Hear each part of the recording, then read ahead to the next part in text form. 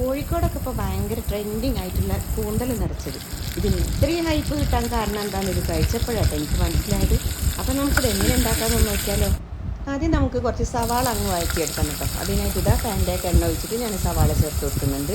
ഇനിയുണ്ടല്ലോ ഇഞ്ചി വെളുത്തുള്ളി പേസ്റ്റും അതുപോലെ തന്നെ കുറച്ച് ഉപ്പും കൂടി ചേർത്ത് കൊടുത്തിട്ട് നമുക്കിതൊന്ന് അങ്ങ് വഴറ്റിയെടുക്കാം കേട്ടോ. ഇത് അത്യാവശ്യം നന്നായിട്ടൊന്ന് വാടി വരണം. ഇനി അതിലേക്ക് തക്കാളിയും അതുപോലെ പച്ചമുളകും കറിവേപ്പിലയും കൂടി ചേർത്ത് കൊടുക്കാം കേട്ടോ. ഇനി നമുക്ക് മസാലപ്പൊടികൾ ആഡ് ചെയ്ത് കൊടുക്കാം. മുളക് പൊടി, കാശ്മീരി ചില്ലിപ്പൊടി, മല്ലിപ്പൊടി, മഞ്ഞൾപ്പൊടി ഇതും കൂടി ചേർത്ത് നന്നായിട്ട് തന്നെ ഒന്നങ്ങ് വട്ടിയെടുക്കാം കേട്ടോ. ഇനിയിപ്പോൾ അതിൽ നിന്ന് കൂന്തലും അതുപോലെ അതിൻ്റെ തലയൊക്കെ കൂടി ഞാനൊന്ന് വേവിച്ചെടുത്തതാണ് മസാല കാട്ടിയിട്ട്. അത് നമുക്കിതിലേക്ക് ചേർത്ത് കൊടുക്കാം കേട്ടോ. എന്നിട്ട് എല്ലാം കൂടി ഒന്ന് അങ്ങ് മിക്സ് ചെയ്തെടുക്കാം. കൂടെ തന്നെ കുറച്ച് തേങ്ങയും കൂടി നമ്മളതിലേക്ക് ചേർത്ത് കൊടുക്കുന്നുണ്ട്. ഇനിയിപ്പോൾ എല്ലാം കൂടി ഒന്ന് മിക്സ് ചെയ്തെടുത്ത് നമുക്കിതൊന്ന് കുറച്ച് മല്ലിയിലയും കൂടി ചേർത്ത് കൊടുത്ത് നമുക്കൊന്ന് അടച്ച് വെച്ചതിൻ്റെ ശേഷം നമുക്കുണ്ടല്ലോ ഒരു 2 മിനിറ്റോളം ഒന്ന് ലോ ഫ്ലെയിമിൽ അടച്ച് വെച്ചാൽ നമ്മുടെ മസാല റെഡി ആയിട്ടോ. ഇനി നമുക്ക് ഇത് റെഡിയാക്കിയെടുക്കാം. ഇനി കഴുകി വൃത്തിയാക്കി എടുത്തിട്ടുള്ള കൂന്തലിലേക്കുണ്ടല്ലോ നമുക്ക് നമ്മുടെ ഈ ഒരു മസാല നിറച്ച് കൊടുക്കാം കേട്ടോ. ഒരു സ്പൂൺ വെച്ചോ ഇനി കൈ വെച്ചോ എങ്ങനെ വേണമെങ്കിലും നിറച്ച് കൊടുക്കാം.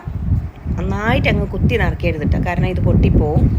എന്നിട്ട് ഒരു ടൂത്ത് പിക്ക് വെച്ചിട്ട് അല്ലെങ്കിൽ ഒരു ഇർക്കിളിയോ വെച്ചിട്ട് നമുക്കിതിൻ്റെ ഈ ഒരു മുൻവശം ഉണ്ടല്ലോ അതൊന്നും ഇങ്ങനെ ലോക്ക് ചെയ്ത് കൊടുക്കാം കേട്ടോ. അപ്പോൾ ഇത്രയേ ഉള്ളൂ. ഇതുപോലെ ഞാനിപ്പോൾ ഇവിടെ 4 എണ്ണ ഉണ്ടാക്കിയെടുക്കുന്നുള്ളൂ കേട്ടോ.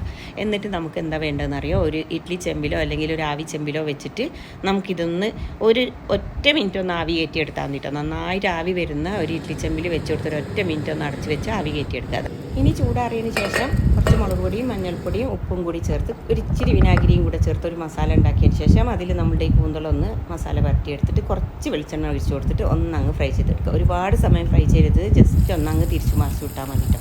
നന്നായിട്ട് മസാല വേണമെങ്കിൽ കുറച്ചും കൂടി കൂട്ടിയെടുക്കാം. അപ്പോൾ ഇഷ്ടമായാൽ ചാനൽ സപ്പോർട്ട് ചെയ്യാൻ മറക്കരുത്. Thanks for watching.